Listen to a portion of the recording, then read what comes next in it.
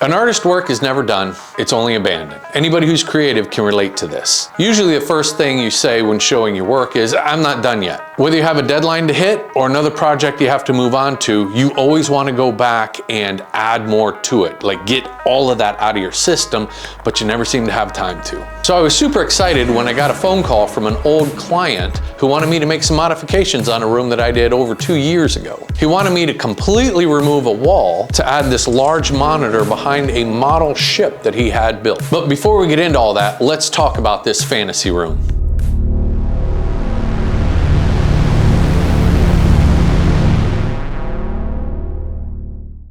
The homeowner wanted a room themed after the Disney fantasy cruise ship. He knew exactly what he wanted, which makes my job a little easier. The parameters were it had to sleep 6. It's for like when extended family and friends come over and they stay, they want a place where they can all just pile into and have like a big slumber party. I needed to be able to transform a room into an actual cruise ship so it feels like when you're on there you have that momentary suspension of reality where you are on a cruise. You can relax, all your problems wash away, and you're still in your own home. Of course, I think an alien room would be much better, but it's not really that relaxing. I get it. I needed to figure out the key elements of a Disney fantasy cruise ship that's really going to let you know this is the Disney fantasy cruise ship. Looking at the layout of this room, I could see that I had this long entrance. So how can I incorporate a hallway into there? As well as once you come through the hallway, you're into this great room. So why not bring the chandeliers, the hallways, the balconies,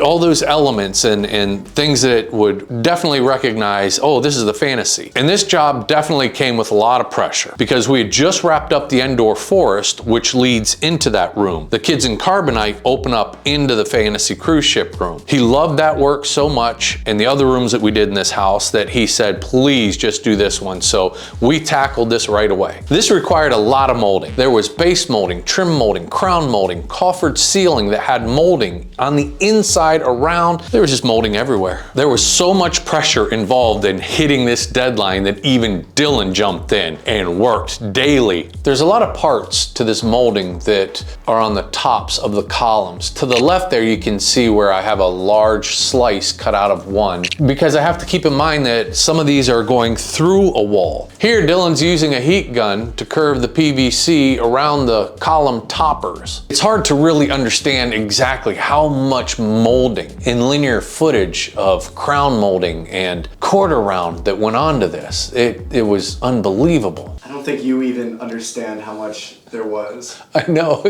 there I am. I'm doing some. I'm doing the big easy curve. I see it in my mind and I know it's gonna work, I think. So I'll build one and then I'll show Dylan how to build it, and then he just builds 35 of them. Even the columns themselves get trim around them. Around the tops, the bottoms, everything gets caulked, make it a nice smooth transition. I can't even tell you how many cases of caulking we went through. There was so much molding involved in this room. It took up the entire shop when we began priming. We primed everything with a base white. The final paint job will happen when it's in place because things will get nicked and damaged when we load it up to deliver and install. Once installed and everything's caulked, then it will get its final paint job. We're really under pressure here. Everybody's pitching in. We have the countdown clock. You can see above the laser room there, the white room. And apparently I'm not around the shop because it looks like Dylan is giving a solo performance to Ryan. The client commissioned an enormous handmade boat that's going to be in this room. The appreciation I have for the craftsmanship on this boat, I spoke to the man who made the model. It's all handmade. He does not use 3D printing. So I had to make this cubby hole large enough to hold the model ship. Birch box cubby hole with a oak inlay. I did the inlay on the base, which kind of subliminally gives a frame around the ship. I'll trim and sand the edges, and then when it's stained, it all looks like it's 1 2-inch thick piece. After I stain it, I'll give it a shellac and it's gorgeous. And this cubby hole is actually what the homeowner wanted me to change, but we're not there yet. The install for this room was not my typical install. Usually I am installing everything as the house is being built, and then I'm like the last one in the house. For this room, they decided after seeing the other work, hey, we really want him to theme out this last room. So the room had already been carpeted, and the room was almost in its final stages when they handed it off to me. So I had to protect what I wasn't going to mess up, which was the carpet. Everything else I was messing up, even the ceiling. And it's white carpet. So first steps in protection, plastic, masonite, tape it all down, then plastic on top of that again. First thing we installed was the ceiling. We're gonna work from the top down. The ceiling has two coffered sections, above the hallway when you come in and above the bunk beds. Coffered ceilings are typically built in place. We need to save time because we're on a tight deadline. So if it takes 1 hour to build in the shop, it's 2 hours in the field. So if I can build an entire coffered ceiling and just install it in sections, that saves so much time. They put fuse-it on the back of the coffered ceilings, then use zip toggles at every intersection to actually anchor it in to the ceiling on top. I don't want any chances that this thing would ever come loose or fall. And then to hide all of the anchor points, I used small Mickey heads on top. I think there ended up being 78 hidden Mickeys all around this whole room. Once the ceilings were up, we were able to work our way down and start installing the walls. I designed the slat walls with hiding my screws in mind. I cut out a 1/2 inch by 1/4 inch deep trench horizontally along all of the slat walls. I then embedded a 1/2 inch by 1/2 inch stained oak into that. That allowed me to run my screw holes or wires or anything I needed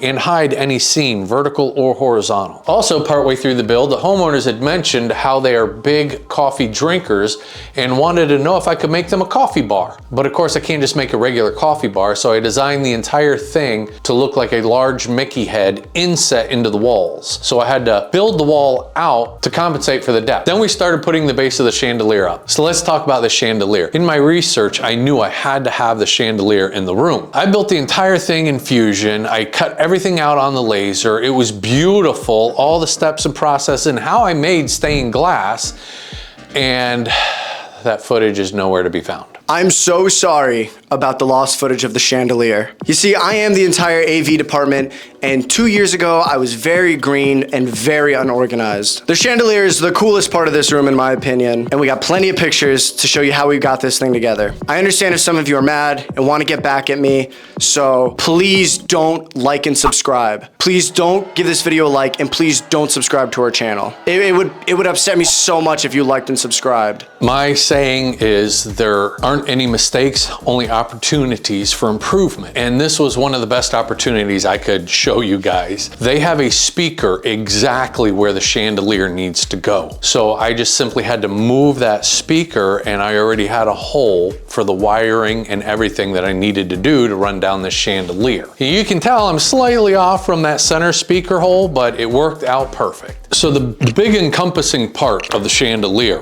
when you look at that, it's almost like a starburst from the inside coming out, and I knew I would be able to achieve that with an airbrush and inks on the back side of the acrylic. So that's what I did, and it came out perfect, just like the real one. The entire diameter of, oh, what is that called? What is that called? That's a, you're gonna put up the... Beauty ring? Is this helping you think? This is how I think. Oh, no. Medallion.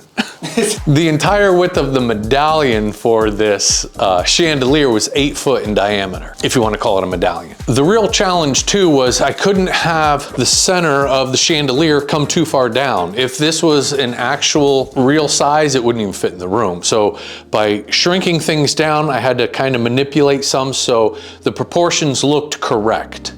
Because everything is stained glass. You're gonna see through everything. I didn't want just light bulbs and hot spots. So I ended up taking a 4-inch diameter piece of PVC and wrapping that entire thing with LEDs so the whole thing would glow outward without actually being able to pinpoint where it was. Then I took a frosted filament around that so that blurred all the hot spots and just created this glowing aura inside, like this tube of glow. Everything was extremely fragile, so bringing it there, it had to be completely disassembled because it's too fragile that if it falls or whatever during transit, it had to be built in place, and every place had a certain piece. So one by one, I began assembling the whole thing. I don't know if you can tell or not, but my favorite part of this thing was the chandelier. So getting that done and installed meant it's out of the way. The only problem is it looks like we built a beautiful hood ornament before we built a car. So if you look to the right, you can see I have a monitor mounted on the wall. Then I'm building the wall out and in front of that with this large circle around it. That's to create a portal, just like they have on the Disney fantasy cruise ships. Now behind that will be displaying the ocean. So when you're in the room, it feels like you are out on the ocean. We have one small one by the bunk bed and then two down the hallway, just like in the real Disney fantasy cruise ship. One of the parameters I had to achieve in this room was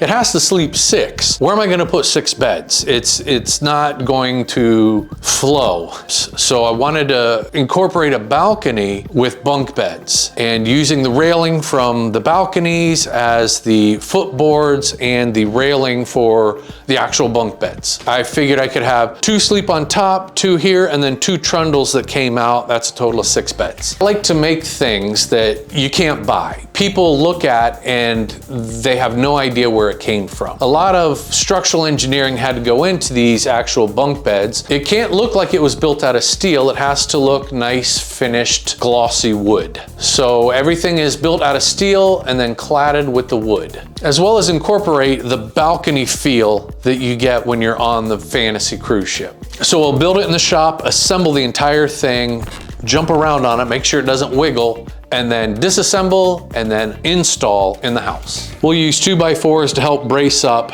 until we can get all the steel bolted together, and the whole thing is freestanding. The headboards were constructed out of steel that we heated, bent, rolled to make 2 large Mickey heads. The side of the bunk bed on top is going to have the embossed characters like you would see on the balcony railing. We engraved all of the acrylic and then had gold laminate behind it. So when we lit it with the LEDs, it would catch everything that was engraved and highlight the whole thing. So we had the mattresses in place on the balcony. Of course, Nathan and I had to go up there like we're having a little slumber party ourselves. So now we get to put up all the trim. So each part of this molding has LEDs behind it. The column comes up, small molding, LED, larger disc, LED, flat, large, long part, LED. The whole thing is lit up with LEDs. You don't have to even have the lights on. You can just have the LEDs on, and it creates this warm glow feeling in the whole place. We framed out the cubby where the ship is gonna go, and then I was able to start framing out the carbonite doors. With all the horizontal lines from the slat walls, it was very important to maintain an equal distance because it's very easy to see if something is higher or lower. So with every base of the column, I had to make sure they were exactly on that laser level. Now keep in mind, we are coming close to our deadline. They're gonna be moving in, so we have everybody in there. We're doing lighting, we're doing painting, and of course we're doing trim and molding all at once to try to get this thing finished. With all of this organized chaos going on, I am lucky that I have a crew that really believes in my vision and clients, because this is all off of a napkin drawing. There aren't any real measurements and drawings and everything going on. It's just trust in what I see. But believe it or not, I really do have this all worked out in my head. I know how it should be built, how it's gonna end up looking, and every process along with that. The columns have seams in them, so we can't paint those at the shop and bring them in. Those have to be seamed, bondoed, sanded, primed, then we can paint them in the field. If you've ever been on a fantasy cruise ship, each room number has a significant compass rose on it, and then it'll have the room number. I scribed all of that into every single one of the doors. There's 4 in there, and each one, instead of a room number, has a date that is significant in the client's life. Once the columns were painted, comes the best part. We can start removing all the protection that we had on that carpet. Then we began putting in all of the slat inserts. 1/2 inch by 1/2 inch oak, ripped to 8 foot long, stained. There were so many of those, and that really helps seal up all the detail. Then I had to make the curtains. All of the emerald green material I pre-sewed at the shop, so when I brought it to the field, I could then just make the swags. Each one had to be made in place because they're all different lengths. A couple more touch-ups, add some tassels to the curtains, and we're just about wrapped up on this project. We wrapped this project up about a week before Christmas 2 years ago. Just last month, I got a phone call from the homeowner, and he wanted to do some modifications on this room, and I thought that was a perfect time to dig through our footage, see what we can find and put together to get you guys an idea of what we've made in this man's house. The modifications the homeowner was asking about was if we could actually put a monitor behind the boat so it looked like it was all tied into the portals. I was super excited to hear this because 2 years ago I had already pre-wired behind there because I wanted to put a monitor in there. So I jumped on this immediately. First thing we had to do was get the ship off the shelf. It was stressful moving the boat because it's big, it's heavy, and expensive. It'd been a while since the installation, so I didn't really remember how I had attached this. We had taken out all our screws, and I thought I might have glued it in the back just for a little extra insurance, and I knew if we pulled hard enough, it was gonna come off. Once we had removed the shelf, Nathan and I started to brainstorm on how exactly we're gonna put a 100-inch TV with 3 inches of space behind a wall. Once we came up with a game plan, it was time to take it back to the shop. Load up in the truck and pray it doesn't rain. But it is Florida, so it only rained while I was in the truck. Once I got it back to the shop, I set on some sawhorses so I could get back onto the garage and leave Nathan to take care of this. All right, so we're back in the shop and we got this guy back in here, and this is where the model boat sits in here. And we're gonna be taking the back out, and then it's gonna be going flush up against the TV so we can play the ocean animation in the back. But we got to accommodate for the thicker TV. So we're gonna end up cutting 1.5 inches off of this. We're gonna pull the drywall off the wall where the TV is, so it'll give us another 1/2 inch. The TV is 3 inches, so we still have to make up around 1/2 inch.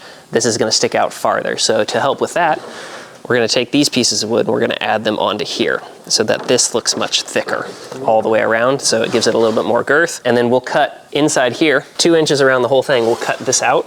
So it'll give it a little bit of a frame to match this frame out here. So the TV will be essentially right where this wood sits now, and it'll be about 1/4 inch away from the back of the boat. And so when you stand back and you look at it, should give the illusion that the boat is floating on the ocean. And that's about the sum of it. So now we just have to do it.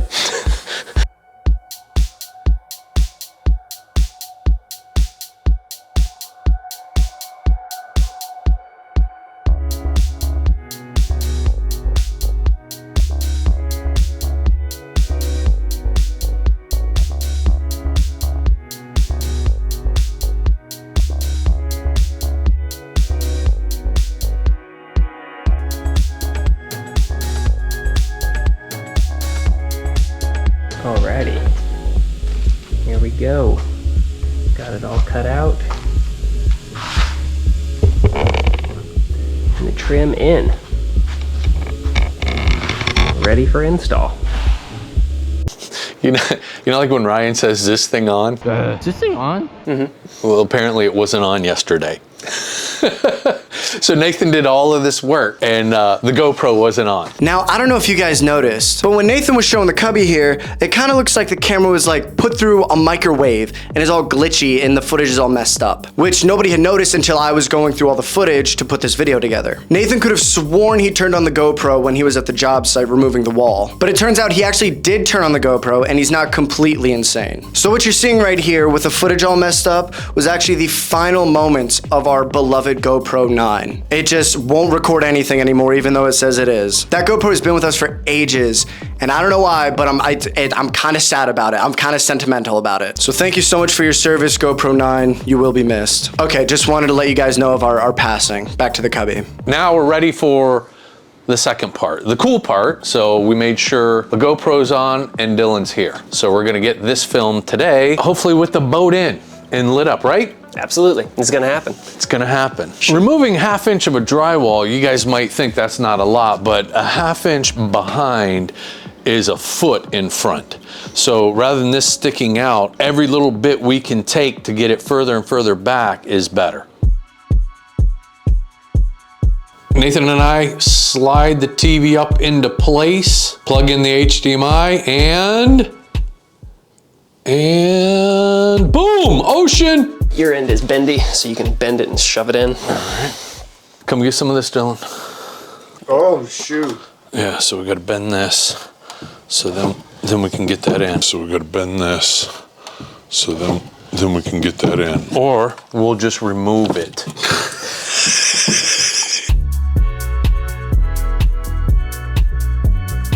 You'll see us take the shelving unit in and out several times to make sure it's exactly where it needs to go. We added 2 screws on each side. That will give us our fine tuning of adjustment to make sure each side is parallel with the sides of the television. So we put our upper panels back in and fit the shelf again. Now we have to remove the ship and the wiring off of the base that it came on. We'll set it on our handy dandy workbench, carefully remove the wire, balance it. Now we can take the base that the ship was built on, lay it face down on our shelf and transfer the mounting holes. Drill those out. Guess what we're gonna do? We're gonna remove the shelf again. Set the shelf up on the workbench, rerun the wiring, mount the ship back on top of its brass standoffs. Then install the shelf, hopefully for the last time. Didn't really like the horizon line of the ocean. It should be on the white line of the model. So we made some fine-tune adjusting on the monitor to raise it up perfectly. Now the horizon hits the white line. Once the shelf is mounted and it won't be moving again, it's time to solder in all the wires to make sure the ship's lights work. Well, I've never seen that done before. And with that, we can put the bottom panels back in, put the oak slats back in their grooves, and it looks like we were never there. Over the weekend, Dylan and I flew up to Boston to catch Making It, their 500th episode. We met some great people there. We talked to David from Make Something, and he was telling us all about different shots and cameras and whatnot, and he suggested a drone. So Dylan and I bought a drone, and we were able to get some awesome shots of this room.